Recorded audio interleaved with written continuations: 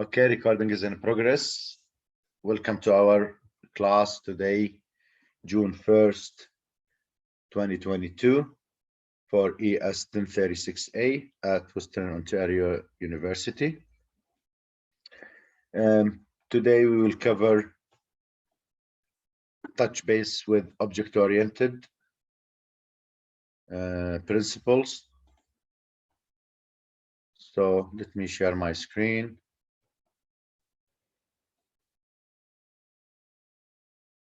Can you see my screen, guys? Yep.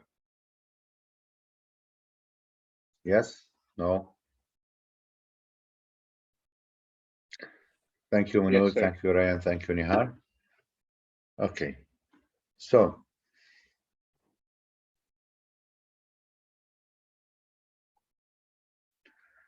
you see now the black one, right?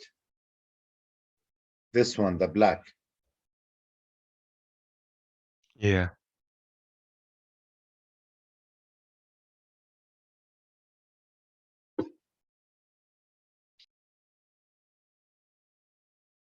Now you see the full screen. Okay, so today we will discuss the classes and object. As we mentioned at the beginning of the course and sometimes during the classes, that Java is an object-oriented programming languages, one of the object-oriented programming languages. So what do we mean by object-oriented? What is the concept of object orientation in programming? So I will start talking about those points. I'll put some notes. Then I will upload like a class note section, the handout with if I use the pen to write something.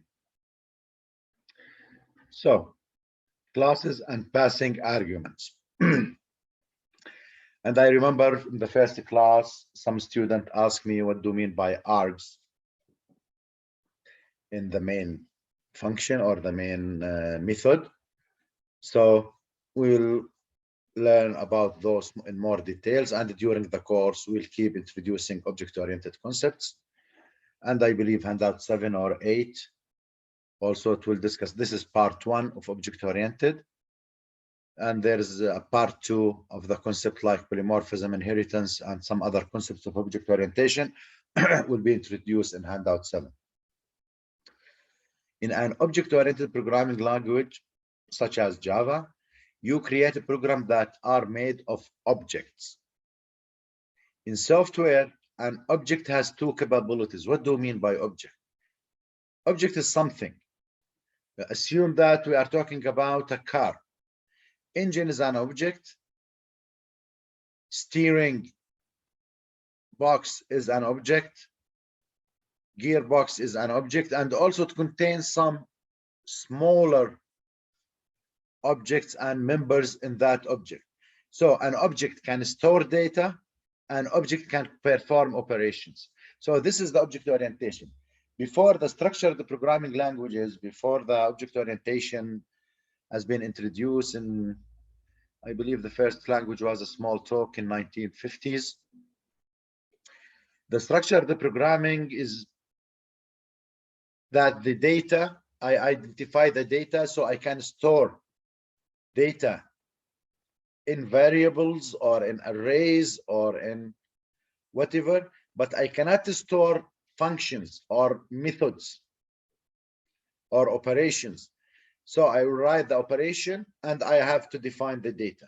Here we encapsulate them both in the same structure and we call them object. So we can store data, which is mean the data, for example, student object, a student object. We can store student name, student address, student age, student gender, student specialization, whatever information that we need about the student, and also the operation that will deal with the student data. We can store them with the same object. With the same object. The data stored in an object are commonly called attributes or field. We don't call them variables, we call them attributes of the object or fields of the object. And the operations or the function are called methods in Java. In some other language, they will see class members. And at that time, we mean talk about the attribute and fields, and we can say the class operations, the member functions. In Java, we call them methods. In Java, we call them methods. Clear? Questions? Also, strings as an object. A primitive data type can only store data as it has no other built-in capabilities. The primitive data type, the integer, the float, the double, the character, the 8 primitive data types that we talked about previously. An object can store data and perform operations in that data. In addition to storing a string objects have numerous methods that perform operation on the string they hold, like truncate, like we'll talk about them, those methods. And we talk about them last class. So from unit 2, we learned that reference variable contain the address of an object. For example, string, city name, Charleston. This statement causes a string object to be created and initialized with the string Charleston. It also declares a variable named city name that references the string object. So the city name holds the address of the string. The string object now contains the Charleston as a value. But what does it contain more? We will see. The length, for example, the length function, or the length method. The length method of the string class return an integer value that is equal to the length of the string. So if we say integer, and normally the string length always integer. I cannot say the string consists of 10.5 characters or 10.5 length. The string length always would be an integer. So we can say integer string length equals city name dot length. So it will go to the city name and count the length of the city name. The variable string length will contain 10 after this statement, since the string Charleston has a 10 character. 1, 2, 3, 4, 5, 6, 7, 8, 9, 10. Primitive cannot have method that can be run, whereas object can. Primitive data type. So the object is an instance of the class. For example, I'm a car manufacturer company in Ford. I have a class called vehicle. Then I have Ford Escape, for example. It is an object or instance of the class vehicle. Many objects can be created from one class. Each object is independent of other. For example, if I have a blueprint that describe a house plan, we call it house plan. Instances of the house described by the blueprint 1, 2, 3. So from one class, I can define one class, and I can have as much as I need instances of that class. Clear, guys, the concept till now, or you need more clarification? Clear? Yes, no? Answer in chat, please.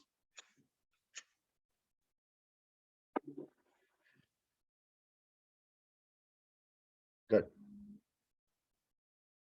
In this example, we will have one class, call it string, create 3 independent objects. From the class string, we will create 3 independent objects. Person, pet, favorite color. because all of those are string. So string person, Jenny, string pet, Fido, string favorite color, blue. So person has the address of a string object, an instance of a class string. Another instance of a class string, we call it pet. Another instance of a class a class string, we call it favorite color. Each instance of the string class contains different data. The instances are all share the same design. Each instance has all the attribute and method that were defined in the string class. Classes are defined to represent a single concept or service. Access modifiers. Each class has an access modifiers. What do you mean by access modifier? How to access the class members, the class attributes and methods, how we would access them. In Java, we have 3 access modifiers: public, private, and protected. Anybody familiar with these words? Who can tell me what do you mean by public access modifier if you have a previous knowledge about Java or any other object-oriented language? Doesn't Do you know public what do you mean mean it by can be? public, private, protected? Yes, no, guys. Guys, be interactive with me. I need to be Doesn't public mean? on the Sorry. in the same page. Harnur, do you know what do we mean by public, private, protected?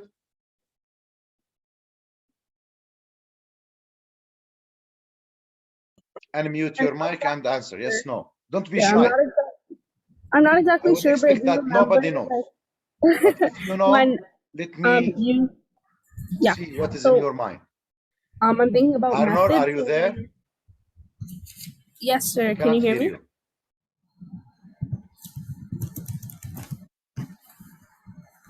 Okay, please answer. Unmute your mic and answer me yes or no. Do you know what do you mean by public? Oh, your mic is unmuted. Yeah, sir, can you hear us? I don't think you can hear us. Yeah.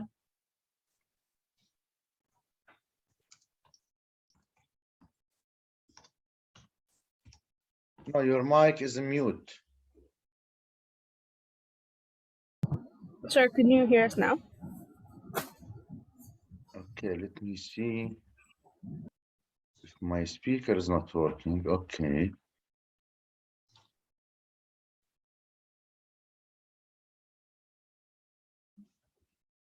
Can you talk now, please? Yeah. Could you hear me now? I cannot hear you. What is going on?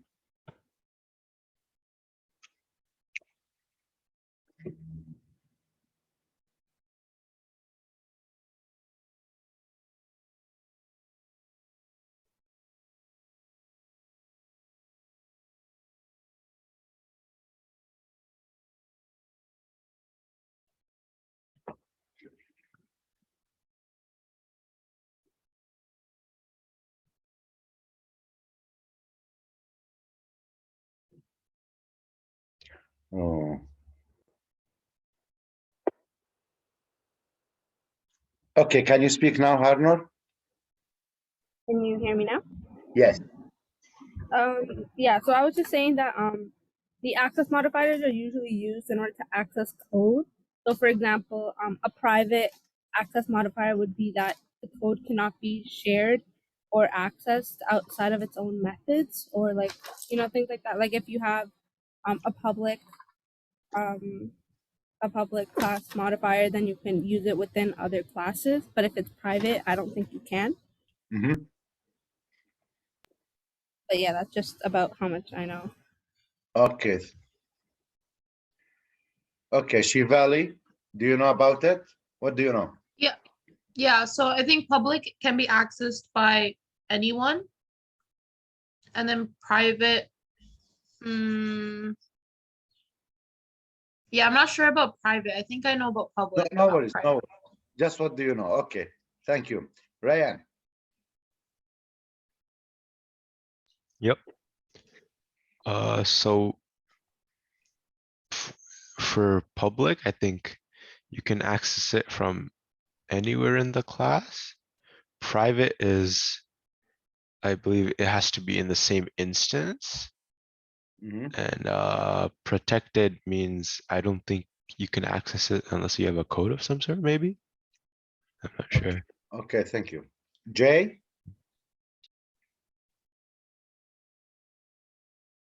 Jay, are you there? Yeah, uh, I'm not too sure. Okay, no worries. Okay. Nihar, I think for public, you can access it from the same class in every package. Mhm, Now, private, I believe, is just within the class. mhm.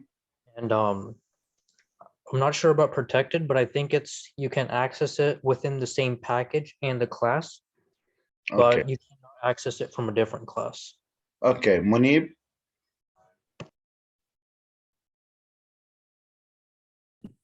Yeah, I think for public is just you can access it from anywhere, and then private is only inside its own class. I'm not sure about protected.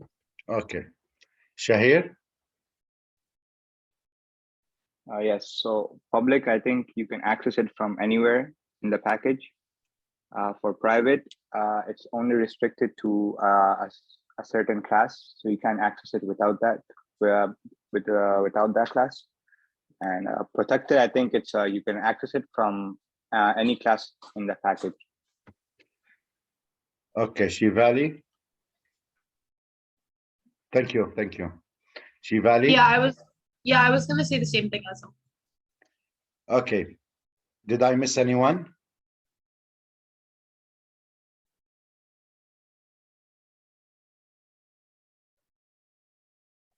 Okay. So let's start talking. Public, this access modifier states that any other class can access the resources. What do we mean by this? Sometimes other class can use a method or an attribute from another class. And mainly when we'll talk about the inheritance, that we have a parent class and we have a child class. So with inheritance, how we can access class members. So public, we can access them. Private, this access modifier indicates that only data within this class can access the resource. So if it is a private, then the other class members in the same class can access this member or method. Any other one, even the inherited one, they cannot.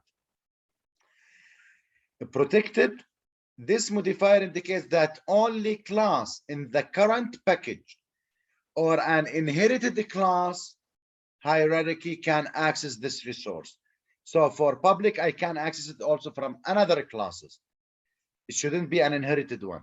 But protected, those that only the inherited, the lower level of the superclass, that can access this resource. This will be explained in greater details once we talk about inheritance. Okay? So, classes that need to be used by other classes are typically made public. If there is more than one class in a file, only one may be public and it must match the file name. Class header have a format, access modifier, which means public, private, protected. Class, class name, then class members, whatever they are, attributes or methods. Clear till here? Questions?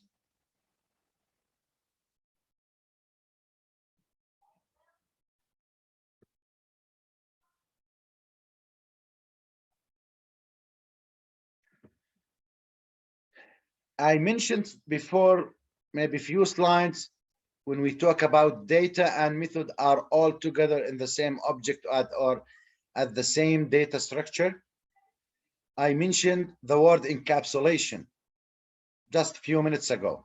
What do we mean by encapsulation? Classes should be as limited in scope as needed to accomplish the goal.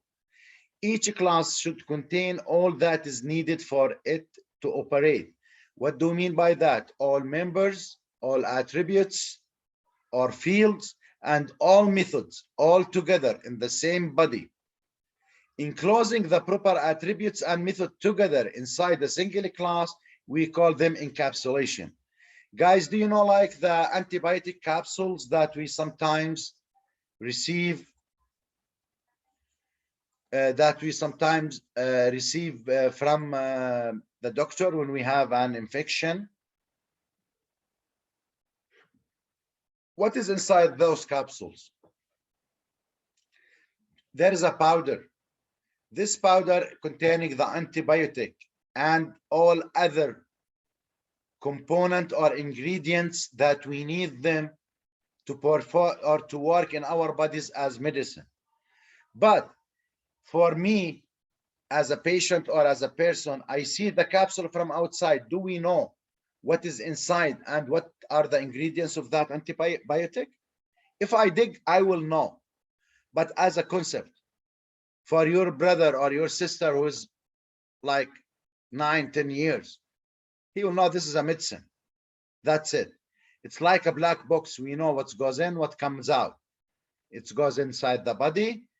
It will melt in our stomach, and it will go to our immune system in order to attack the infection and to feel better.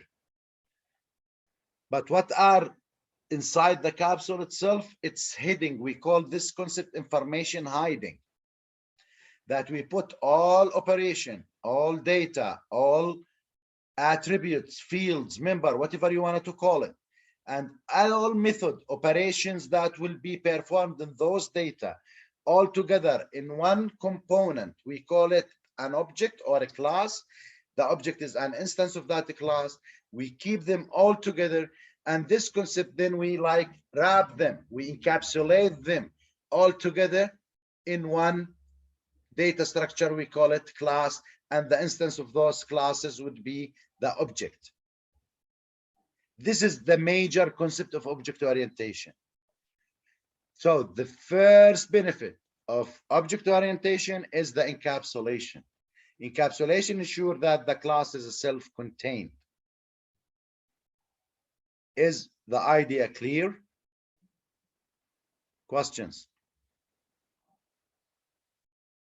And in software, we call this information hiding in object orientation. So if I ask you about a question, what do you mean by information hiding?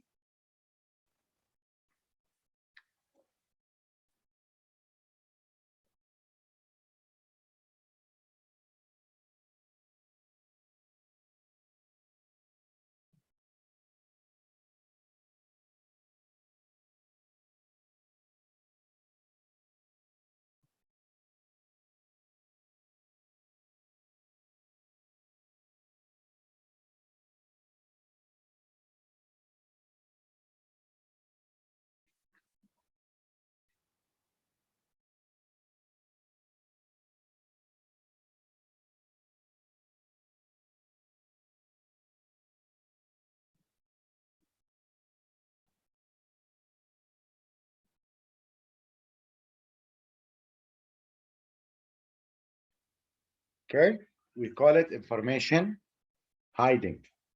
We call it information hiding. Questions, guys, here?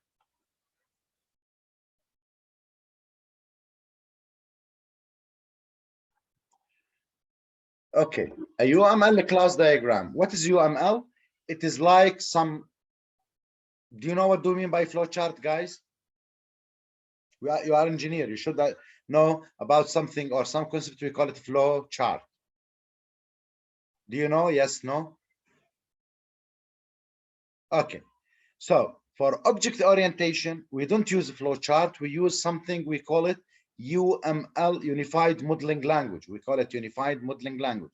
It's a symbolic language, A UML class diagram is a graphical tool that can aid in the design of a class. So the diagram has three main sections. So it's a rectangle that starts with the first of three sections. The first section is a class name. The second section is an attributes, then the methods. UML diagram are easily converted to Java class files.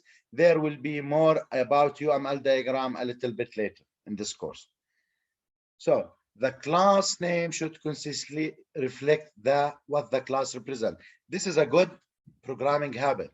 When I name the class, once you read the class name, you will have an idea what you will see in the second and third section. Okay. So this is the UML, how we write a UML,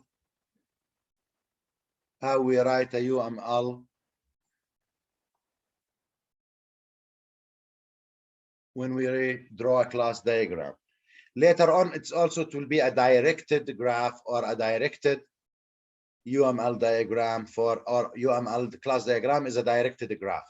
What do you mean by directed graph?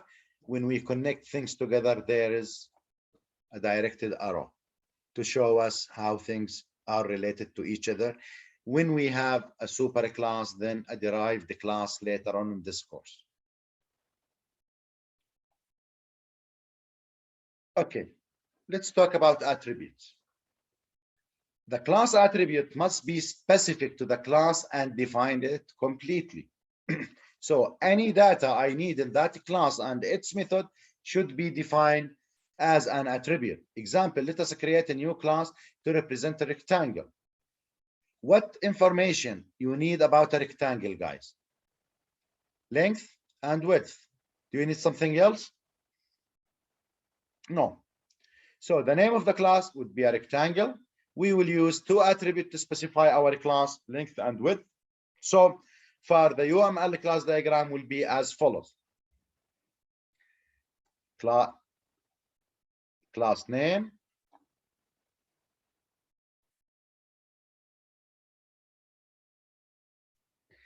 then class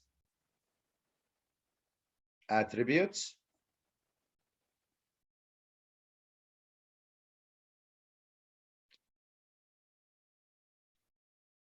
so till now, this is the class, how it will look like in UML. Data hiding, or what I was talking about, information hiding. Another aspect of encapsulation is the concept of data hiding.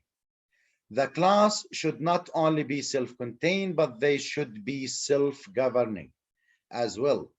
Classes use the private access modifier on fields to hide them from other classes.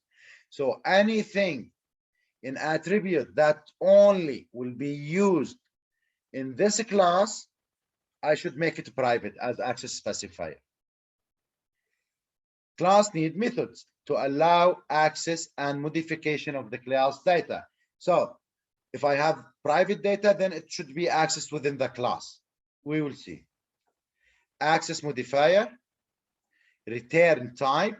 This is the method. Then I have to give each method an access modifier, public, private, protected, and return type and method name. And here you will ask me a question. Oh, hey, sir, do we have access modifier for the class as whole? And also inside the class, we should give an access modifier for the method? Yes. To add the concepts of information hiding. So the encapsulation, we said data hiding. So those methods that only will be used and data members that only will be used within the class, and there will not be classes will access them from outside, I have to hide them, encapsulate them within the same body. So it will be self-contained, as we said here. So class uses the private class modifier on the field to hide them from other classes, and self-governing, self-contained and self-governing. then the method body. Method that need to be used by other classes, we will make it public. So here is a way to access a private class member or attribute from another classes, but I will not deal with that data directly. So if I say private age or a private gender in a class about a person, so there is an attribute is a private in a function that will make like the allowance, and we need the gender or we need the age to calculate, for example, the retirement, that it should be at age 65. For example, at age of 65, a person apply to retire. So for the class person, we make the age private. So how the retire class calculation will reach that one? We can make a function as public in a class person that the other classes can access this member function, but they will not have the ability to change the value of the age because it's a private and hide it from them. Is that clear? What do I mean? Clear, guys? Yes, no? Yep, clear. So you see, you have to think or to like open your mind to think about access specifier. Oh, this is private. Can I access it from outside? Yes. If there is another method in the class public and can access that private, then I can get the information from that function through that public method.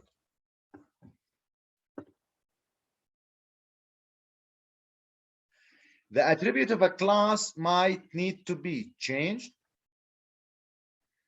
As I mentioned, sometimes I need to access them to do some calculation.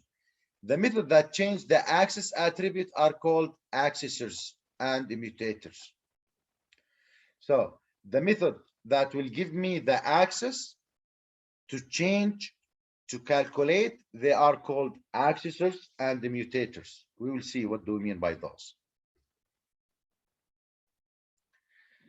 Because of the concept of data hiding, fields in a class are private. The method that retrieve the data of fields are called accessors.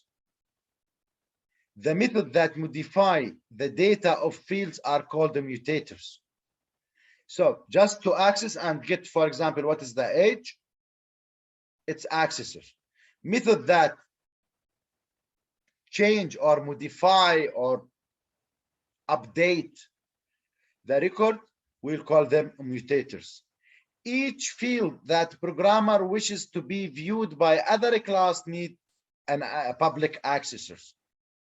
Each field that the programmer wishes to modify by other class member needs to be a mutator, a public immutator.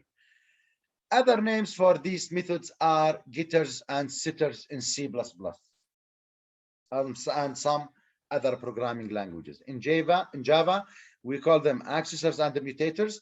In C++ and some other object-oriented concepts or languages, we call them getters and setters. Till this point, clear? I know there are a lot of new terms coming in this class. That's why I'm going step by step slowly. Questions still here, guys? Okay, let's move. So just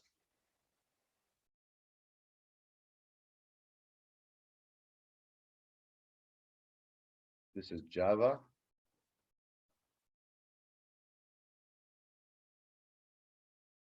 This is, for example, C++ and some others.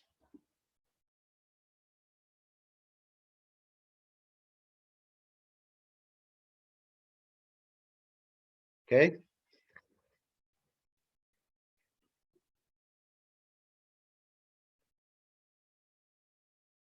Okay, for the accessors and immutators, the rectangle, set length. This is a setter. Set the value of the length field. Public void set length double len. And this is what I mean. If I need to access them from outside the class, I need them to be public. What do you mean by void? It is not returning any value. It just set the length. Then double length. Set the width. This is another setter or another accessor. Set the value of the width. Public void, the same. Get length. Returns the value of length. So public double get length. Get width. I need to get the length and width. So I made them public in order to be used by another class. Even I defined the length and width as a private. Clear? Setters, getters, accessor, mutator. So this one is a mutator.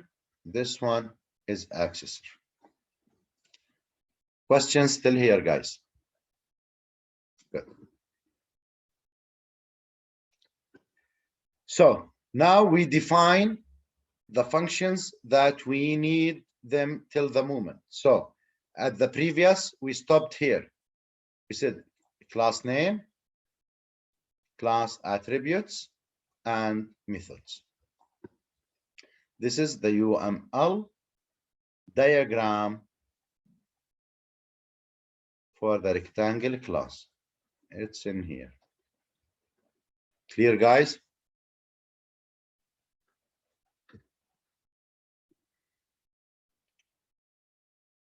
Stale data. Some data is the result of a calculation. Consider the area of rectangle. Length times width. This is the mathematical law to find the area of a rectangle. It would be impractical to use an area variable here. Data that requires the calculation of various factors has potential to become stale.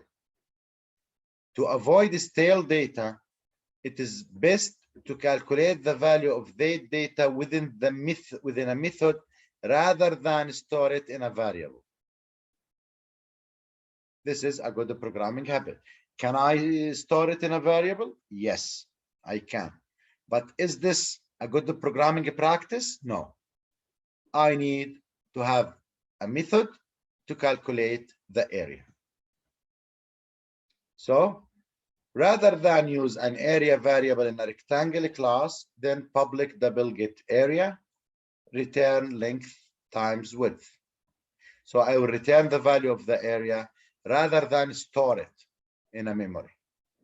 This is dynamically calculate the value of the rectangle area when the method is called. Now, any change to the length or width variable will not leave the area of the rectangle stale, because if I save it, then I have to change the value in the memory. Is that clear? This is what do mean no need for stale data.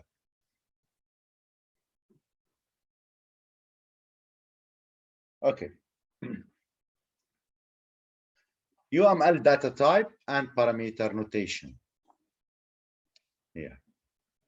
UML diagram are language independent. So any object-oriented language, we can use the UML to draw the diagram of how they design their object classes and all of these things.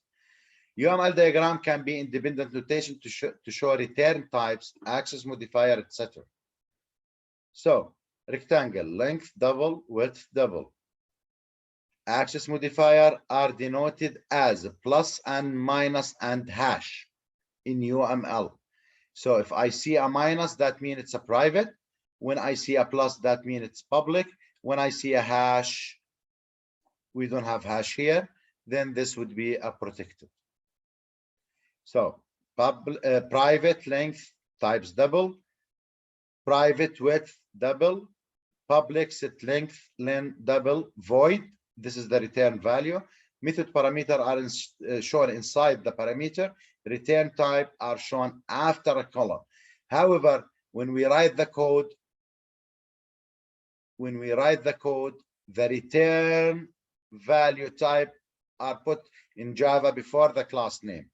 However, in the UML, it is written after a column.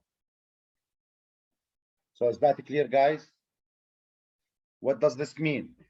Public void set length len. Public void set width w. This is how we will write them here. And here there is a double w. Okay. This is how we write them. Those are taking arguments. Those will not take arguments. What do we mean by arguments? Arguments are the values we send to the function. Putting all of this information together, a Java class file can be built easily using the UML diagram. The UML parts match the Java class file structure. What is the Java class file structure? It's a class name, attributes, and method. If you see in Java class name, attributes, then methods. So it is identical with UML. In UML, in a graphical or a visual interface, here it's in a programming language interface. Questions still here, guys?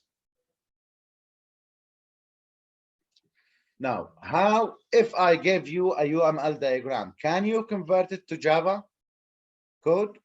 Now, it should be yes, your answer. So how we'll do this? The structure of a class can be compiled and tested without having bodies for the method. Just be sure to put in a dummy return values for methods that have a return type other void.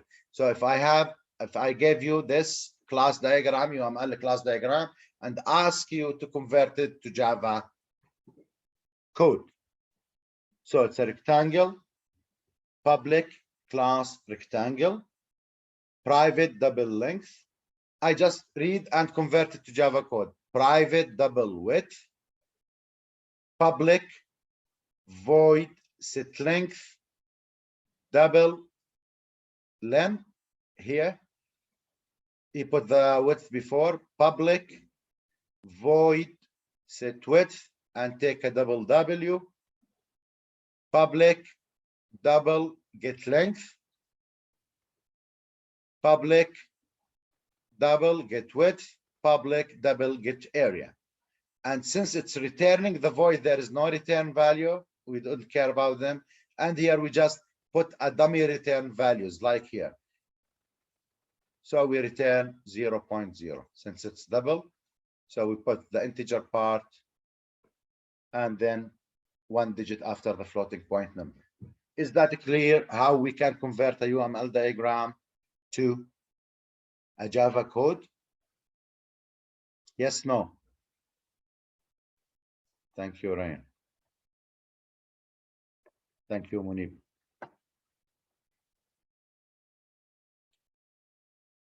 Let's continue.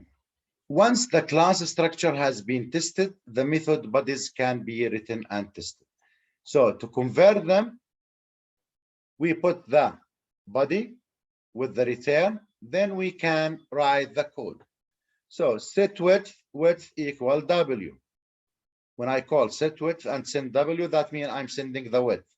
Set length, I'm sending the length. Then return width, return length, then return length times width. So all functions now are written and our class are fully converted to Java code. Class layout conventions. What do we mean by this? The layout of a source code file can vary by employer or instructor. So I have my own method. Normally, instructors are following the book. They are getting their resources to be demonstrated to the student and explained to our student. Generally, the layout, but with the programming language recently, we can see that they are almost the same. Attributes are typically listed first, methods are typically listed second. The main method is sometimes first, sometimes last. Accessor and mutator are typically grouped. So this is depending on how the book, how the instructor would like to teach his students. Sometimes you will go through your instructor Once you start working in a company, maybe they have their own style. Then within the time you will start moving. At the end, the product is the same, the output is the same, the result is the same. It's just how it's look like. A driver program. Let's talk now about an example or an application in Java is a collection of classes that interact. The class that start the application must have a main method. The class can be used as a driver to test capabilities of other classes. In the rectangle class example, notice that there was no main method. So in this one, do you see main method? No. So it's not a full program.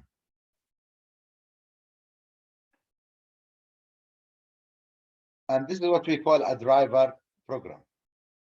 So public class rectangle demo, public static void main string args. Then you put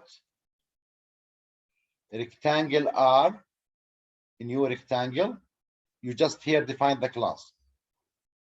And then here you have the class demo that contain the main method. Rectangle R equal new rectangle, r.set width 10, r.set length 1, system.out.println width equal plus r get width. Then system out length equal space, then concatenate the r length, then concatenate the area. So the program output width 10, length 10, area is 100. Is that clear, guys? So in your program, you will define this, then you will define this to have a full program that can be run. Multiple arguments. So if you see here, in our argument, we just used one argument. Normally the string args, this is for the main. But can we have multiple arguments? Yes. The format for a multiple parameter method is access modifier, return type, method name, parameter type 1, parameter type 2, etc. Parameter in a method are treated as local variable within the method. Examine the following multiple arged class. What do we mean by local variable? Anybody knows once we talk about global and local variables? Anybody have an idea? Just unmute your mic and start answer. A local variable is just a variable within the main method, right?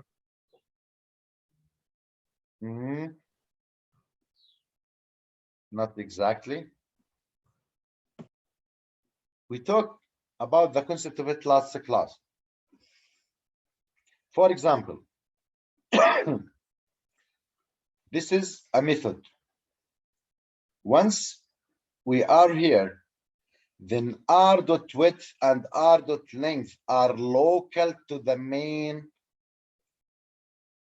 method.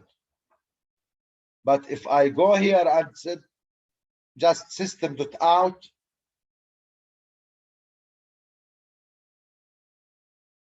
r.width, it will not work because it's received here as w. So w is local to the set width function. Here r is the local to the main. If I write here r, it's not local for this one, so it will give unknown argument or unknown variable or unknown attribute, and the same would happen. So that when we talk about local variable, it is known within its class or within its own method. A global variable are defined in different way for everybody in the program at the beginning. So did you guys differentiate between a global variable and local variable? If you remember my example last lecture when I said X within a method A is different than X with method B because it's local to A. It's not a global to the whole program. Is that clear?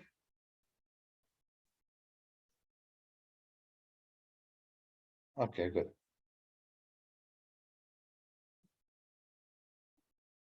So here we import Java scanner, need for the scanner class, and we talk about scanner class and what we are, why we need it to be used. Then multiple arg, public static, void main, string args, double box length, box width, scanner keyboard, system.n, and here, and then here rectangle, box new rectangle, we call it from class rectangle that we defined. This is the rectangle class. Get the box length, system.out, what is the box length, keyboard.next, double, we scan the box length, we scan the box width, box.set box length and width, system.print the box area is box.get area. So if you see here that we are sending multiple argument, 1, 2 argument, and we add to the rectangle the box to set the box length and box width. Then we use the same area to find the area of that box. Is that clear?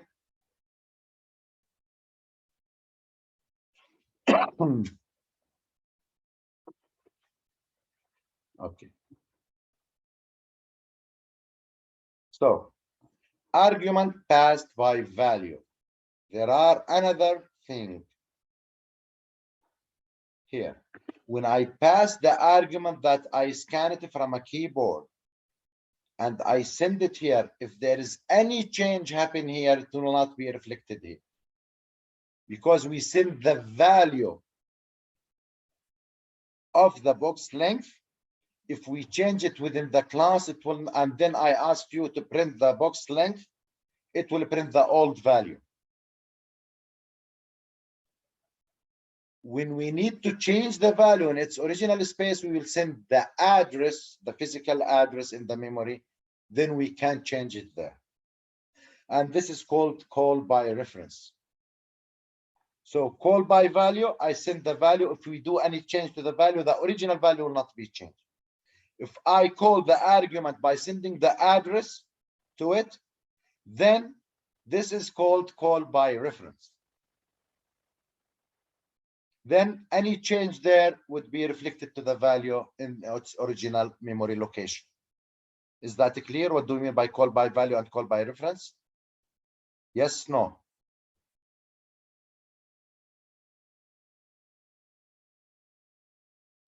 Could you explain that again, if that's okay?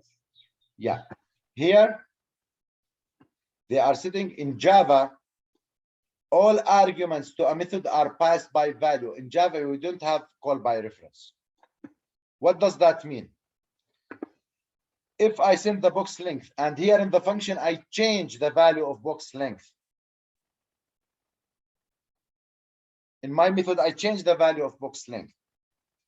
Once I return to my main method and I ask to output the box length, I will see the original value of the box length. This is what's called by call by value.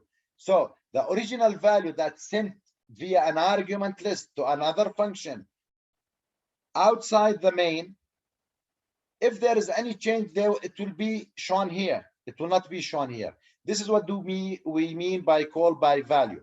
Some other language like C++, Pascal, and other languages, they have a concept called call by reference. So if any change happen here, it should be reflected here. So we send the address, but in Java, it's not there. So all calls in Java are called by value. So any change you will make to the box length, it will not affect the original box length value. This is what do I mean. Is it clear now? Yes, thank you. You are welcome.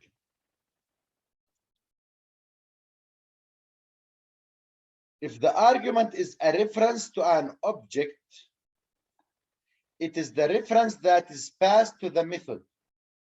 If the argument is a primitive, a copy of the value is passed to the method. So we don't send the original memory location, when we pass an argument to another method. That's why we call it by value, because the original value of the original argument that has been sent will not be changed. Okay.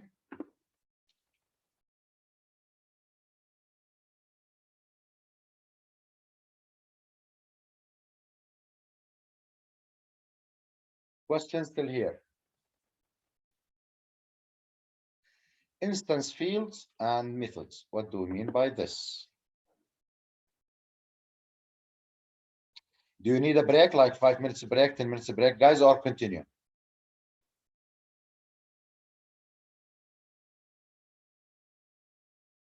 Break. Okay, so let's have a break.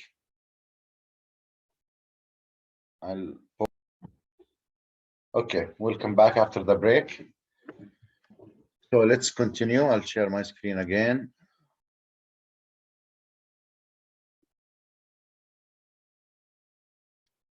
Okay, we stopped here. Instance, fields, and methods. Instance, guys, remind me, because I know that you have in-person lab right after the class. The lab will start at 1:30. So remind me if I'm gonna pass 12:30. I don't think so, but just remind me if we reach to that point. So fields and methods are declared, as previously shown, are called instance fields. So what is the instance fields?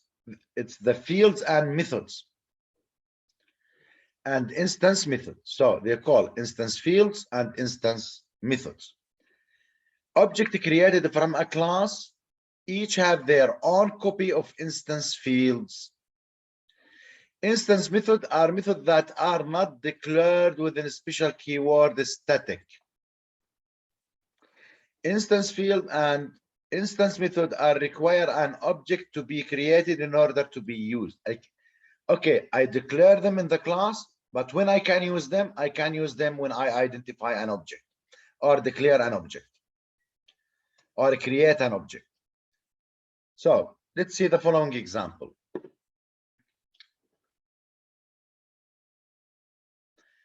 Import Java scanner, public static void, room areas, double number, and total area to hold the numeric input and the total area of all rooms. So we identify an object from the scanner, we call it keyboard. Then rectangle kitchen equal a new rectangle. Then we identify the rectangle class that we defined earlier at this lecture. Rectangle bedroom, which is another object. Here a kitchen, it's an instance of a rectangle. The bedroom is an instance of a rectangle. What is the kitchen length? Then we get the number and set length of the kitchen. What is the kitchen width? Then we'll get the width. System.out print what is the bedroom length, what is the bedroom width, then total area kitchen.get area زائد bedroom.get area, system.out what total area. What is the kitchen length? 7. What is the kitchen width? 5. What is the bedroom length? 10. What is the bedroom width? 8. Then the total area of the rooms is 115 square feet. So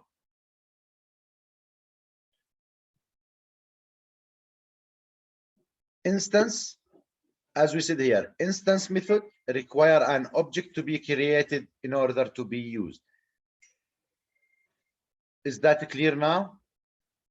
Is that clear? So we define object to object, kitchen and bedroom, then we can use the functions and we can get the results. Any question? So note that each room represented in this example can have different dimensions. Rectangle kitchen in your rectangle, bedroom in your rectangle. So we can have different width, different length for each room. However, they are an instances of the class rectangle. Constructors. What do we mean by constructors? The classes can have a special method, we call it constructors. Constructors are used to perform operation at the time an object is created. So once we wrote here rectangle, kitchen, new rectangle, here we create an object called kitchen from the type of a class rectangle. If I didn't have a special method called a constructor, then the default constructor will be created. Unless I write in my code, there is a method called constructor. We will see how. Constructor have few special properties that set them apart from normal methods. Why we use constructor method? Constructor have the same name as the class. Constructor methods or constructor have no return, not even void. We don't put any return type. Constructor may not return any value. Constructor are typically public. Example, examine the following constructor demo and room constructor class. So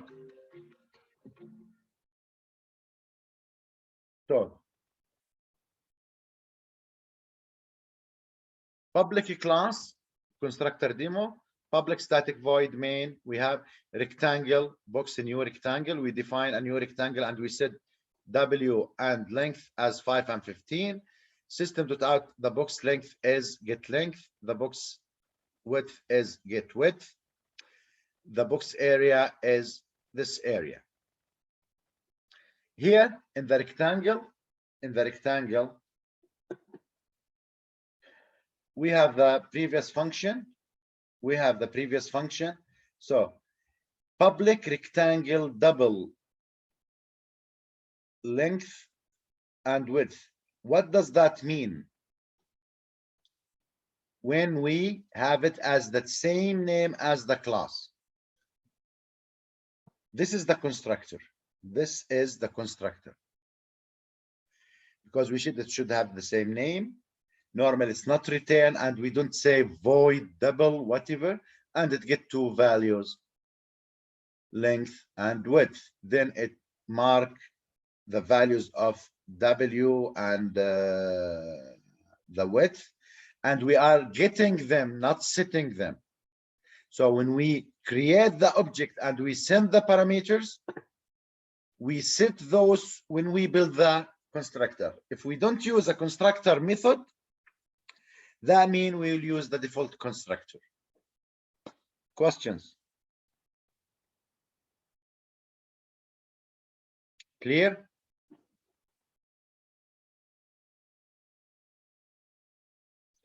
Okay.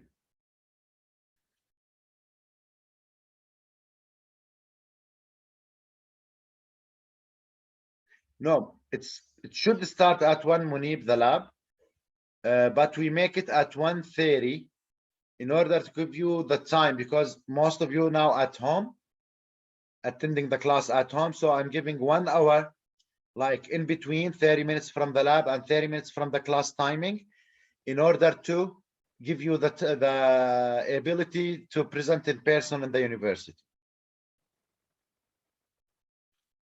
Is it clear, Munib? Okay, good. So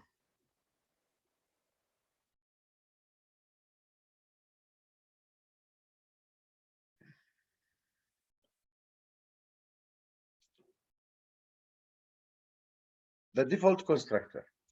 If a constructor is not defined, Java provide a default constructor. It sets all the class numeric fields to 0. It sets all the class Boolean fields to false. It sets all the class reference variable. The default constructor set them to special value. We call it null, which means nothing. But it has a value in the memory that I can read it as null. So if we don't have a constructor, Java will create a default constructor. What are the value that the default constructor will set? If it's a numeric value, it will be assigned a 0 value. If it's a Boolean value, it will be a false. And if it is another type of value, it would be a null. The default constructor is a constructor with no parameters. Default constructor are used to initialize an object in a default configuration.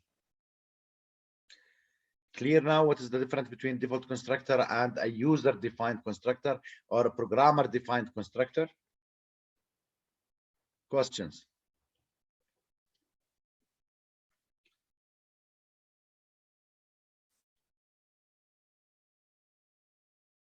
So, how we will write the constructor in UML? The thing, it has no return value, public, the same as name as the class name, same.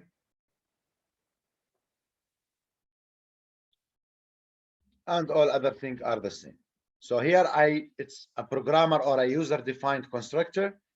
If not, then Java will have the default constructor and will again assign a numeric variable to 0, the Boolean variable to false, and any other variable to null, or any other type to null. The string class constructor. So it might came to your head once we define a string object from the string class, which is defined within Java library. One of the string class constructor accepts the string literal as an argument.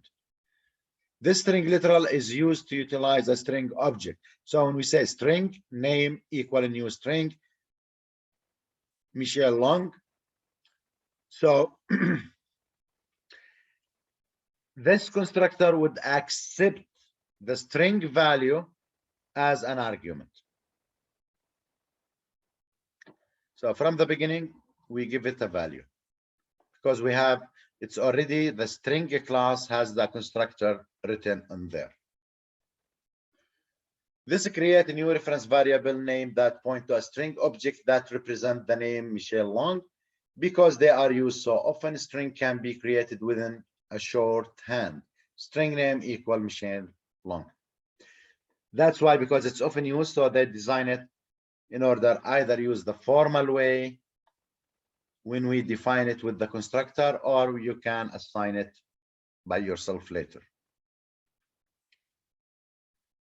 Bank account example. Bank account example. Balance, we have only one attribute, which is the balance double. Bank account start balance double. What is this?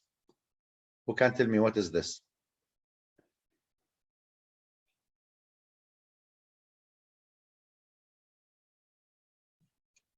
Answer either in chat or unmute your mic.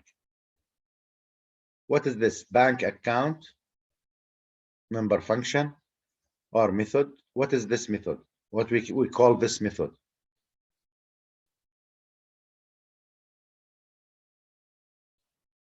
Guys, are you there? Yes, Nihar, it's a constructor. How do we know it's a constructor? It is public. It is the same as a class name and has no return value. Even void. We don't use void with constructor. It's a constructor. Then deposit amount, withdraw amount, get balance. Those are the function with bank account. Student. First name string, last name string, age integer. Set first name, set last name, set age, set first. Do we have a constructor here? Yes, no. No. So we are depending on the default constructor. Okay. What the default constructor will assign a value when we create an object here. For age, what is the value would be? 0. For last name and first name, it would be null. Is that clear?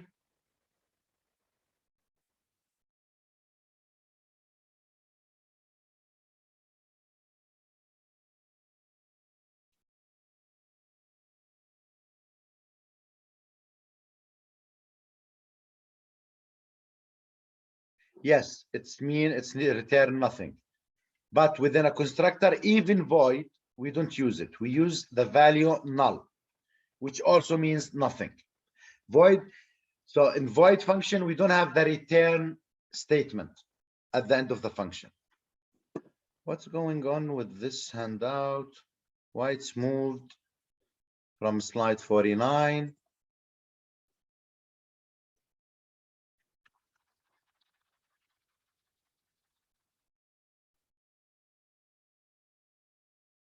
Okay, let me see.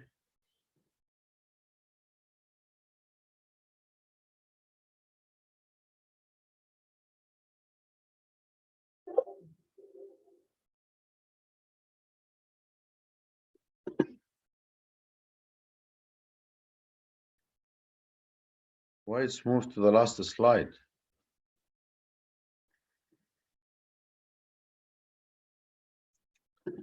Yes, here. Okay.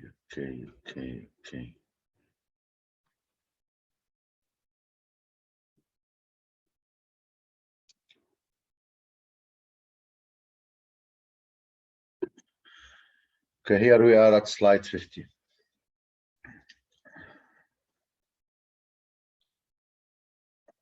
Okay. Now, the last topic, classes, variables, and the scope.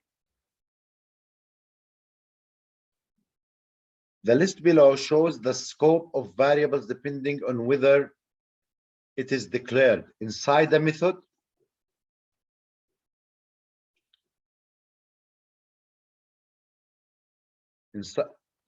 inside the method, visible only within that method, called a local variable. So if the variable is declared inside the method, visible only with that method, and called within the method or used within the method, we call it local variable to that method. It couldn't be used outside the method, even with the same class. In a method parameter called a parameter variable. So it's sent as an argument and it's dealt with as local variable, same as local variable, visible only within that method. Inside the class, but not in a method, visible to all members of the class, called an instance field. Is that clear, guys?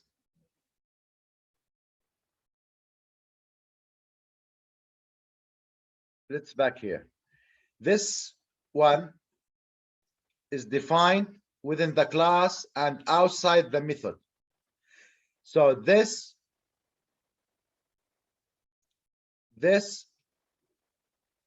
visible to all methods of the class and can be called in an instance field. But if it is defined in deposit, withdraw, or get balance inside, it would be log, or in arguments like amount, it would be local to this function and can be visible with this function only. Is that clear? So when you have bank account, it would only be visible to the constructor of, or no, when you have amount, it would be only visible to bank account, the constructor. Yeah. Okay, but the balance, the double is like the So whole thing. deposit, you will use the function deposit. You will send like, I want to deposit $200. Yeah. So the amount when you call a deposit Mhm, or withdraw, then those 200 will be added to the balance. mhm, Withdraw, which is amount, and this would be deducted from the balance. mhm. Okay. Get balance, you will get the current balance that you have. Yeah. Mhm. Yeah. So the amount would be local to deposit and will be local to withdraw. But the amount I put it in deposit, it will not be visible to withdraw. It would be visible to the amount itself, Amount. to the deposit itself. And the amount I put it in the withdraw, it will be It's the only visible withdraw. to the withdraw, the same. But balance could be shown by any of those methods. Okay, got it. Thank you. Yeah, you are welcome.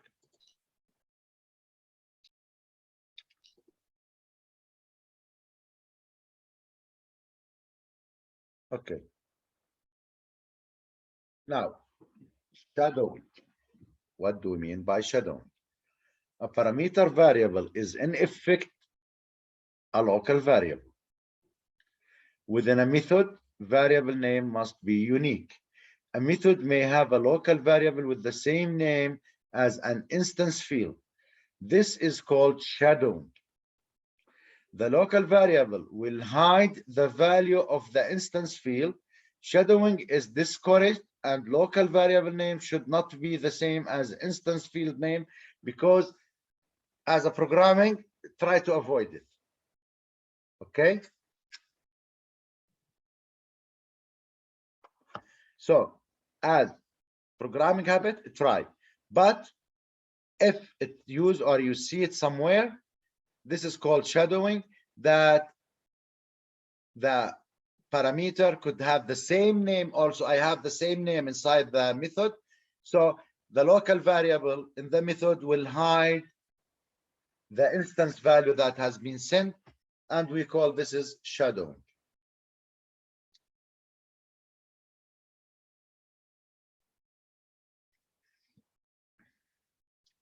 Package and import statement. I think you are familiar with this because we talk about in the scanner. There are some commands. They are available in libraries and packages and Java packages. So we need to import them in order to be able to use them. Like reading a number from the keyboard or getting an input from the keyboard, we have to use the utility scanner. The statement appear at the top of the program source code. So normally what I need to import, I can use them inside, but normally we used to have all imported libraries and the packages. I put them at the beginning of my program. A package is a group of related classes. The classes in the Java API are organized into two packages. For example, the scanner class in java.util package. Many of the API classes must be imported before they can be used. For example, the following statement is required to import the scanner class: import java.utilities.scanner. Explicit import statement. An explicit import statement specify a single class: import java.utility.scanner. A wildcard import statement. A wildcard import statement import all of the classes in the package java.utility.star. So either I import a specific thing or an explicit import. You will import a specific thing like a scanner only to use it, or you can import whatever in the utility package to be used. Then you will write utility.star. Is that clear? I have a question. Go ahead. So if let's say I needed like scanner and like another tool, so would I just use the wildcard statement or would I use two explicit import statements? You can use both. It's your call. Okay. You Okay. can use both, but for me, I will use the wildcard. Okay. Thank you. No need to write two import statements. But sometimes, in order to reduce the running or the compilation size of the program, then I will import whatever I need. Clear? Got it. Thanks. You are welcome. Okay. The java.lang package automatically imported into every Java program. So this is package for Java language, but it is by default imported without writing it. Contains general classes such as a string and system. You do not have to write an import statement to java.lang package. So it's by default imported. Here are some packages that you may import. Java.applet provide the class necessary to create an applet. Java.awt, which is abstract windowing toolkit. These classes are used in drawing images and creating graphical user interface. If you are like, you need your app to be like visual. Java.io provide the classes to perform like input and output. Java.lang provide general classes for Java. The package is automatically imported. Java.net for network communication. .security for security features. SQL for database and structured query language. .text provide the classes for formatting text. Util like the scanner, which is utility classes. .swing, and this is JavaX we call it. .swing provide the classes for creating graphical user interface, again same as the AWT.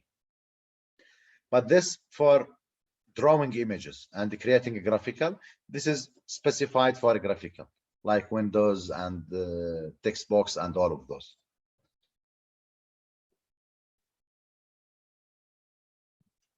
Now, we'll start with introduction to object-oriented design.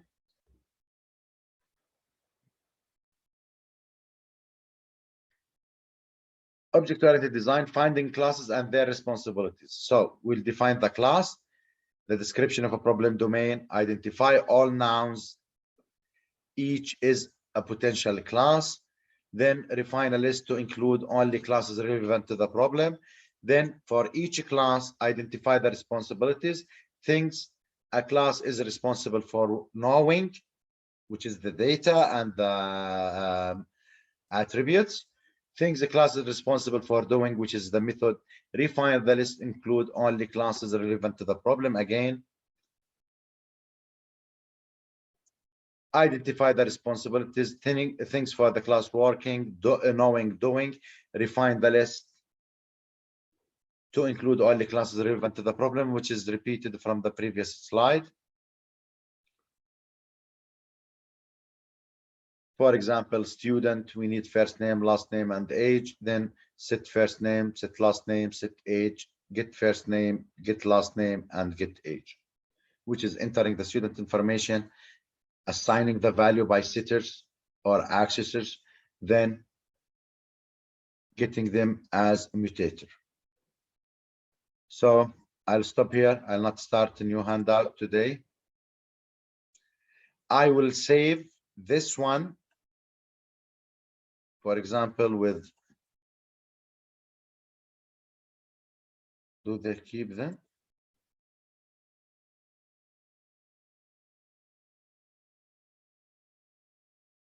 Yes.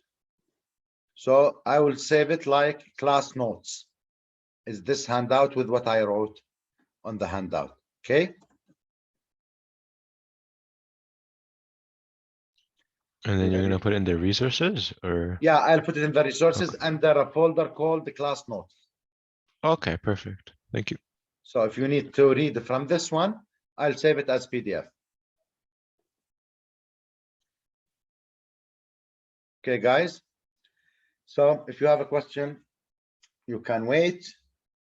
Otherwise, you are free to leave. Thank you, sir. Thank you. Thank you. Have a good day and a nice weekend. You too.